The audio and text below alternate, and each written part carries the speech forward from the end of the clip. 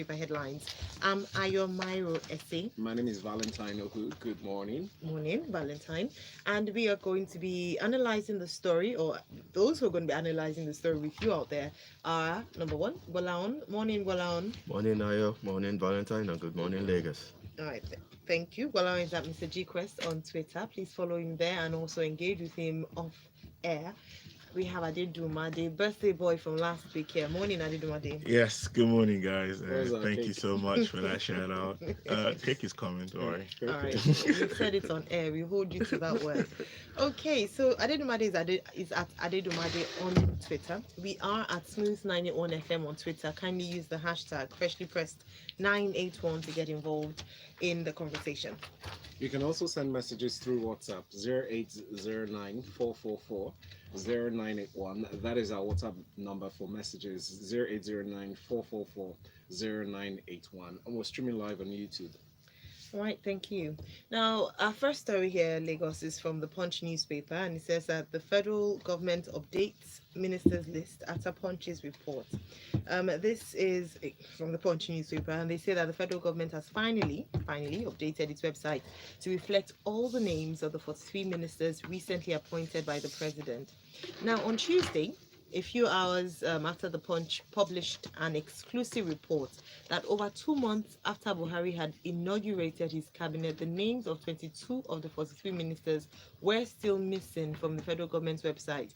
This update was done. It's also important to note that some people, the spokesman for the Pan Yoruba group, Yinka Odumakin, that's of Afenifere, had said it's a manifestation of the level of incompetence in the system. Adedumade, is this a measure of incompetence? Just the fact that names were not updated on the website? Well, little things matter, and the devil, they say, is in the details. True. When you don't pay attention to the little things, most obviously you're going to, should I say, make a lot of mistakes with the big things. So now, for instance, every business out there, every brand, every organization knows the importance of having a website, of having that online presence, because that is kind of like the gate in which so many people outside your country or outside your area of influence will be able to reach out to you. So while I was reading this story, I asked myself, excuse me, what is Nigeria's government's website? So I did a Google search. Good. And there was nothing on the first page. It actually left me confused. I was like, so there is no website actually for which the Nigerian government engages with people, engages with the international community, engages with the citizens. And I felt that was so bad. Then the website that was actually referred to in the story, right, was osgf.gov.ng, which is the office of which is controlled by the office of the secretary to the federation. And I'm asking myself, okay, but don't we need more than that? It just sheds light on how these people think. When I mean these people, I mean this older generation who are in charge of most of our infrastructure as a people and as a government. So I asked myself, is this why they also want to ban social media? Because they don't even understand sometimes the importance of this online presence. So if you don't even know the importance of a website and you don't pay attention to it, then why would you even appreciate social media on the second hand? All you're going to see is that, no, this thing is just against me. This thing can be used as a tool by people to organize it against me, and you just try and shut it down without actually trying to appreciate the benefits that can come from it. So this also reminds me of something that happened like 2 weeks ago. This was even from my state, and I felt embarrassed. So What state are you from? Osun State. So they put out pictures of the people that had been appointed as commissioners. Now, the particular one for the Commissioner of Justice, because the place or the post he holds is Commissioner of Justice and Attorney General of the state, and they wrote Attorney General, and I was like, come on, man. We used to make jokes about this thing when we were in law school, So to hear someone actually make that mistake and see it put out live from a ministry of a state government, and to see this being done on the federal scale as well. I mean, this happens all around. So I urge people, go to your state government's website. You know, the thing is that if you checked how much money or budgetary allocation goes to maintaining the website, it would not justify the incompetence that is being displayed. And I was going to ask you as well that not just the federal government's website. If you go on the different websites, you'd see that unfortunately, ministries, departments, agencies of government do not have functioning websites in the 21st century. Well, they do. There's the services. Some do. Some of them. Some do. Yes, that provides like the immigration service and the police as well. Mm-hmm. And there's National Assembly websites, there's NASS. the Nigerian Embassy's websites, there's the No, Ministry it's of not about them Education not having a website. It's how often do they Update the it. website? How Then, current is the another information thing, on there? try calling customer care numbers on those websites. Well, I did hear that the reportgov.ng website is very active. They have an app, so that's trying to report government. So, that's something we can do. So if you go on any website that's not functioning, a government website, you can actually go and report them there. And wonderful. the policy is that you must get a response within 3 days. So that's something important to note. Thank you very much, Adedumade. We'll move on to our next story. Rice producers to support border closure with price slash. So if you recall, of course, we've had some backlashes from the recent closure of the borders, whereby local producers had increased along the value chain the price of the produce. Now, the Central Bank of Nigeria Governor Godwin Emefiele had also appealed to rice farmers, millers, and marketers not to increase the price of the grain. If you recall, we took this story and we're saying that that's not was that effective enough? However, some rice companies have said, well, they're going to bring down the price, make it fair, and not capitalize on the closure of the border. Well, please take us through the story. Well, I mean, this story is stemming from the fact that we all know that the borders have been shut now, and the reason why the borders have been shut is simply because of the importation of rice through the land borders from the Cotonou border. And for months now, we haven't had any issues with the prices of rice. Rice has been stable at the market. We know that a bag of rice used to go for between 14 to 16,000 naira per 50 kg bag. And this has been the case now for at least a year or two for now, until the border closure occurred in August. When the federal government woke up one morning and decided to shut our borders. Initially, it was for security reasons, but eventually we found out that it was simply because of rice. No, it was for security reasons as well as other reasons. That's the official statement. That's the official statement. And we have to go by the official statement. Okay, we'll go by the official statements then. So but that's really what it is about. Yeah. Security? Yes. Okay. All right. So let's go with the security. Let's smuggling. Let's go with the security then. Anyway. So rice is no longer coming into the country now, and all of a sudden, the rice prices have shot up. We've read in the articles of the newspaper that rice is selling for as much as 30,000 naira per 50 kg now. So it is pretty much gone up by 100% now. And the response from the government is that we produce enough local rice in our country, and we should be self-sufficient in rice production and be able to feed the nation. But it turns out now that we're finding out that the federal government is now pleading with the local rice producers and in conjunction with the CBN governor as well, which is Godwin Emefiele, who's also pleading with the government, with the rice producers now, that they should be mindful of the cost of rice. Now we have one of the rice producers in Nigeria. I wouldn't say it's all the rice producers now that are falling in line with what the federal government has mentioned. But what we find out is the rice producer, there's a particular rice, which is the Ogoja rice, produced in River State.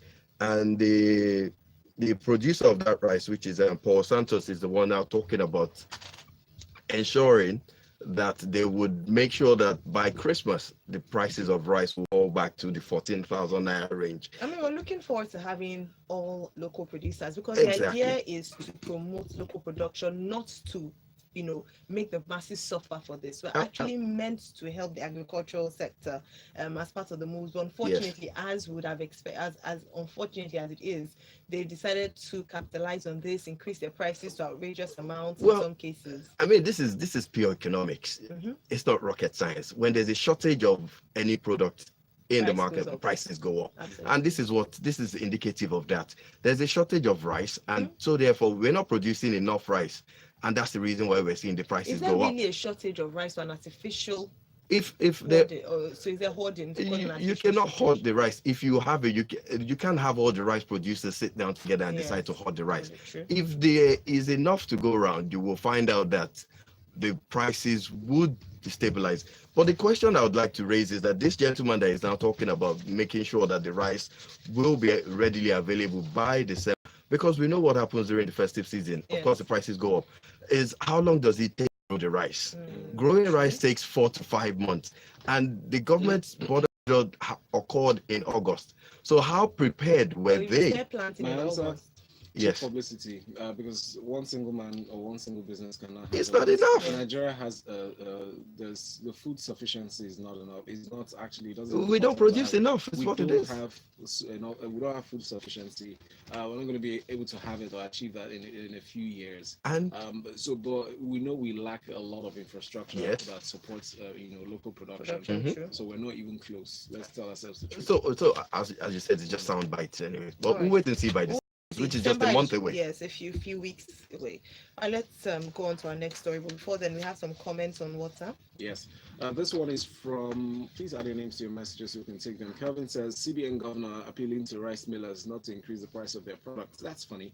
Doesn't he understand the basic law of demand and supply? Price will ordinarily increase since a supply is less than demand. And Adunwala Success says, absolutely. The non-update of the minister's name on the website shows that the administration is incompetent and nothing good can come out of it. No, that's not right, Adunwala. I think we should be objective in our comments. We must, we have to highlight where things are not working well, but we must praise when things are actually going good. Emeka from Amoa says, for a government that wants to invite foreign investors, you can't properly update your website until a report was made about it, and there's someone collecting salary for this. True. Zorin says, I think it's short-sighted when we say the older generation in Nigerian politics are the same people that have been in politics forever. Let's understand, old politicians today used to be young politicians. Young politicians today will be old politicians tomorrow.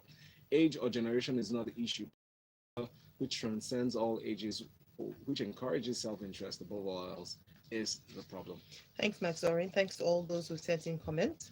Move on to our next story. APC state chapter suspends, and the suspension here is in inverted commas, is in a quote. Oshiomhole, Premium Times has this report. So the APC, All Progressives Congress in Edo State, is said to have suspended the national chairman of the party, Adams Oshiomhole. And according to this report, this speaks of the deeper issues, in the state, with the APC in the state, the governor of the state, and the national chairman of the APC, who incidentally is a former governor of Edo State. Adedumade, please take us to the story. Well, Comrade Adams Oshiomhole has been an interesting personality right from his time as the leader of the Labour Congress. And also, during the last election cycle, there were also a number of interesting reports about him, especially as regard to his role as the leader or the chairman, as you might say, of the APC. Now, this is quite interesting because Edo State particularly is approaching a new election soon in 2020, and a lot of things are happening at the same time in that state, especially as regards to political dynamics. So Oshiomhole now has also had a lasting feud with the governor, and I think they've tried to settle that a number of times, but they've not been able to so far. In fact, recently when the governor visited Adams Oshiomhole's house, he was attacked, and the governor actually put the blame at the feet of Oshiomhole, saying that why will I come to your house and people will attack me? That means you're the one that instigated them. You mean Oshiomhole accusing the governor? No, it was the governor, Obaseki, governor, that accused Oshiomhole, right, of instigating people to attack him, because the governor had actually gone to Oshiomhole's house, I think for a meeting of some sort, and he put the blame at his feet, saying he was the one that instigated them. Now, this is quite to see that he's been suspended. Now, I'm sure there's going to be a comeback somewhere, but I don't know where they're going to come from or to, because it's reported that about the 18 LGA chairman of the party in the state actually signed this vote of no confidence. So even if they're going to come out and say, okay, it was a faction or it was just a certain number of people that came out to carry out this suspension, there is no way, or not that there is no way, but there is very little wiggle room for them to actually get away with this. Then also, what does this mean for the party Yes. on a national scale? Yes. Not that there is no way, but there is very little wiggle room for them to actually get away with this. Then also, what does this mean for the party Yes. on a national scale? Yes. If this actually pulls through, I'm sure this thing is going to go to court one way or the other, because they just want the court to come into it and make a pronouncement on whether the vote of no confidence actually has legal effect. Even if they know it has, they'll still try that angle. Then another interesting thing is also in the PDP, there have been a couple of heavyweight suspensions as well. In the last week or so, about 2 weeks ago, people like Raymond Dokpesi, Tommy Kimi, it was published in the Nation newspaper that suspended for supporting Governor Obaseki, which is like anti-party activities. So I think all this boils down, like I said, to the elections that will be holding next year, and it's going to be more interesting going forward. All right, thank you. Thank you, Adedumade. But let's talk about the National Assembly's decision, or rather, what the idea they're selling. It might sound cynical for me to say an idea, but they say when all things are equal, even if most of the time it's not. They think by 26th, or rather 28th of this month, the budget will be passed, the fiscal budget for 2020. A lot of factors involved. One of the statements read that he said, by God's grace, this is going to work if the committee comes back, set up by the Senate to look into that fiscal budget. What are your thoughts on this story? Well, I mean, just as you said, he ended his statement by putting the grace of God, but that's not all things being possible. Well, I mean, when we're talking politics and we're talking about government, we really need not be putting religion into it. This is what you find out in most parts of it. We have freedom of association, freedom of belief, right? Well, there's freedom of association and freedom of belief, and you can worship whoever, but that's in your own personal space, not when it comes to the office. I mean, I think what you're trying in the confines of the office. When some people say by the grace of God, it means that they're not too sure. Well, I don't want to, if you're making a statement, you just said it. If you're making, I'm saying, I think, I didn't. You're speaking of, yeah. Once you have a level of uncertainty, that slips out into the statement. But we got a point. So just as he said, he's proposing that by the 28th of November, the 2020 budget will pass, and this is subject to the Committee of Appropriation laying down their report on the 26th of. So this is solely based now. Everything now ties down to the committee submitting their report. Now, this is a good thing if we can pass the budget as early as November. I mean, it will be the first time that this would happen in about 3 or 4 years that we pass the budget early. I mean, we must commend the president who presented the budget to the National Assembly early, and they're following the line. And they had also promised that they will work assiduously to ensure that the budget is passed in November, so that we can run the January to December cycle once more. But let's wait and see. I mean, this is a promising statement. It's one thing to make promises and to be optimistic, but it's another thing for that promise to be fulfilled. So we're waiting to see what happens. But the second part of the story also talks about numerous bills that have gone through first reading in the House. Yes. And one of those bills that is of interest, which we'll be talking about much later on, is the setting up of the National Commission for the Prohibition of Hate Speech. Yes. That is a very interesting topic to be talking about. We'll get to that. I know. Thanks a lot, Gholahun. We have this from Big T on WhatsApp. Hate speech. Though it is good to attempt stopping those that stir up hate and cause crisis, but I have a problem with the approach government is using. Death penalty for hate speech is excessive. Politicians who steal pension money for hospital roads don't get such harsh punishments, and their crimes are worse, in his opinion. Secondly, who defines what hate speech is? So if I speak against a policy of government, is that hate speech? We need to be careful. If not, the nation will be silent. So that's to preempt the story that's going to come soon. Right, so we have the next one. Borno beggars, short story here, get 30,000 naira each from the Punch newspaper. Just tells us that the Borno Professor Babagana Umar has assisted over 3,000 street beggars with 30,000 naira each in the last 2 months. Now, Adedumade, while this sounds like a good, giving money to the poor, how about the idea of teaching how to fish instead of giving fish? So providing opportunities for them to thrive rather than giving money? Is this a good short-term solution, or should he be doing a bit more for his citizens? Well, I think what they're trying to do is just like carry people along by virtue of a kind of social.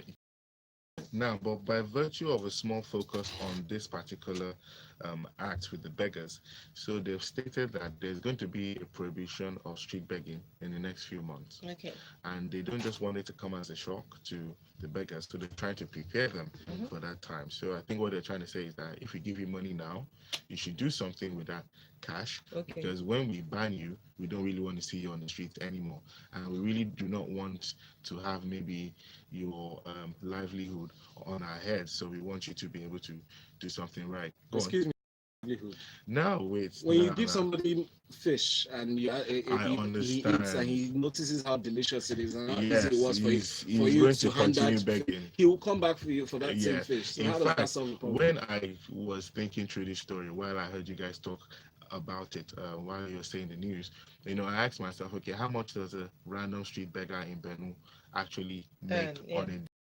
Because if we had those numbers, we will know if they're actually helping him in any way. But I think if they're in a place like Lagos, 1,000 naira may not be too bad, especially based on your location. I know they get 1,000 more naira than a day that or per car? a day. I know they get more than that. I am just saying, let's even stick to the base. So that means they get like between 30,000 to 60,000 per month on a normal day. That is if you are in a very prime area and you get people to give you a lot of cash. So yes, I admire the fact that they are doing this in preparation for a law. It's not been the usual practice for a government to prepare people for a law. They just come and say, bam, we've banned this, and they clear people from the street. But giving them money is actually some cash, and I'm going to put them through some kind of trade or give them some kind of tools in which they can build the cash that I give them, that I understand that. But also there are some youths, according to the report, about 2,862 youths who for the past 6 months have been given 30,000 per month as a salary. So I don't know what those guys just do. I think this is just like a social investment program, like I said. I think wrong in that regard. Then also misappropriation program. yes, because they say they spent about 384 million naira on this project already. For the beggars. As in, with regard to the beggars, with regard to the youths that they gave, like they spent So that amount of they're money. just giving out money. Basically, now one other issue that is even very important is that the NLC in that state has been clamoring for better wages. There is still about a 21 billion naira outstanding payment that has not been made that has to do with salaries, pensions, and all that for the civil servants, and they're still even asking for better pay at this time. So I'm sure the government is actually not paying attention to some of its priorities, and I wish them all the best with this thing, basically. All right, thank you very much indeed. Sounds resigned. Yeah. It says sharing money to beggars will encourage more people to engage in the act. Government should rehabilitate them and engage them in more meaningful things. Thank you very much. If you do not pay those who are providing quality education, how do you expect the system to work? But let's move on to more stories. This next one really is about newspaper.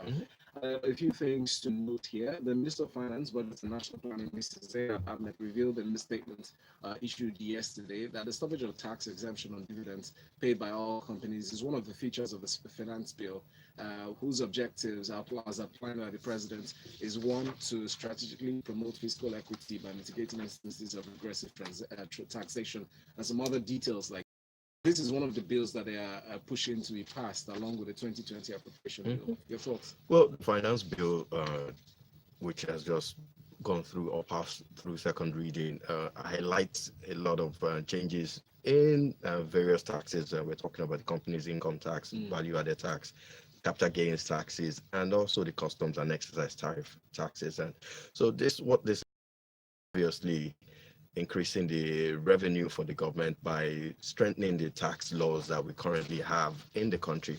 And one of those areas that it's looking at, it's looking at, just as you mentioned, we're talking about the tax exemptions that oil and gas, the capital gains taxes too, and looking at strengthening that and ensuring that where you have companies that restructure or form mergers, they are able to one way or the other relieve or not, I wouldn't necessarily say evading taxes, but find some tax reliefs by consolidating their operations or restructuring their businesses.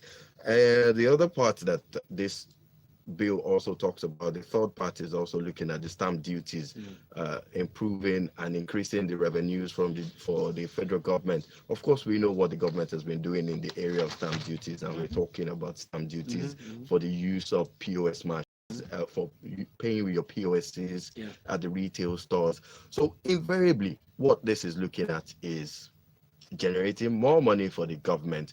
I'm in support of the taking away the tax exemptions for the oil and gas companies. I mean, it's in alignment with global best practices. Sometimes we find out that a lot of companies have one tax waiver or the other. And we're not only talking about the oil and gas companies. There's several companies that do one or two amendments to their operations, and all of a sudden they're getting tax waivers, which is the pioneer taxes that people do enjoy. Oil and gas is a business that has been in existence for several years, and as such, it's not anything new. So I wonder why we'll be looking at exemptions for the oil and gas industries, because it's not a new industry. Yeah, well, they've said it's coming to an end with this new. Exactly. So, it's a good move, and it's a way of generating more revenue for the government. And let's see what the government is doing going forward. Thank you, Gholahun. Our next story from the Guardian newspaper reads, Outrage as Senate imposes death penalty on hate speech offenders. The big white elephant in the room. All the comments have preempted this story. The Senate reintroduced the bill that was abandoned under pressure last year. You saw the backlash, and that was pretty scary, I guess, for them. And they went back, gave it some more thought, and came back. Now, the bill, amongst other things, is to impose death penalty on any person found guilty of any form of hate speech that results in the death of another person. So hate speech in itself does not incur death penalty, but unless it leads to the death of another person. What are your thoughts on this story, lawyer? Yeah, I like how you put it there as a lawyer. Yeah, so I'm gonna want to talk about this from a couple of angles. The first one is, let's focus on the crime. So hate speech in itself is bad. If you have ever been a victim or know someone that has been a victim, it can actually be very vile, it can actually be very aggressive, and people can actually act on what you say when they go out to physically attack these people. So when you are a victim of hate speech, you see it from the angle people are not seeing it from, and you see the need for a sort of enforcement of laws that prevent such acts. So that's on the first part. Now, with regard to the penalty for this crime, as it's stated in this proposed bill, if you commit the act of hate speech, let's say you post something that is considered hate speech, you are liable to life imprisonment. But if your statement now results in the death of another person, then you are now going to be liable to death by hanging. The issue of death by hanging is now something that is being considered all over the world, because we're asking ourselves, do we really want to continue that form of punishment as a people and as a nation or as a country?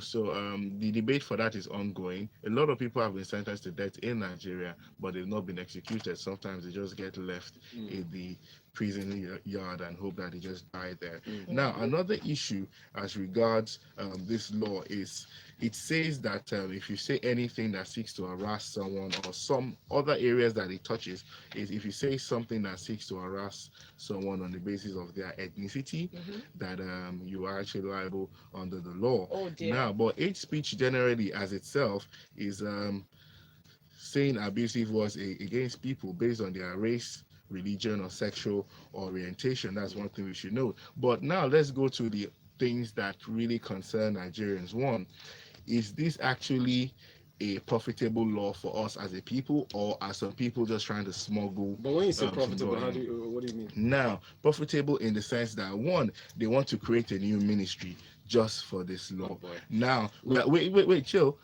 I'm sorry, but we have an overbloated civil service already, and they now want to create a new ministry with chairman and all that. But what I found most interesting is a particular caption, and that's to end with, because this just tells me all I need to know about the proposed law. A person who uses, publishes, presents, blah, blah, blah. Sorry for that, but I'm just trying to cut it short. Yeah. But when they say is, or visual which is threatening, abusive, or insulting, or involves the use of threats, abuse, or insultive words. Now, these are the key words in this insultive words. They don't want you to insult them. Well, Hate you speech did- means, yeah. the definition of hate speech, before we go, is a comment that insults people based on their religion, ethnicity, linguistic affiliation, among others. And I mean, the question in the end I'd like to leave for us as food for thought is, when you steal money that results in the death of people that money is supposed to be used to protect, what then happens?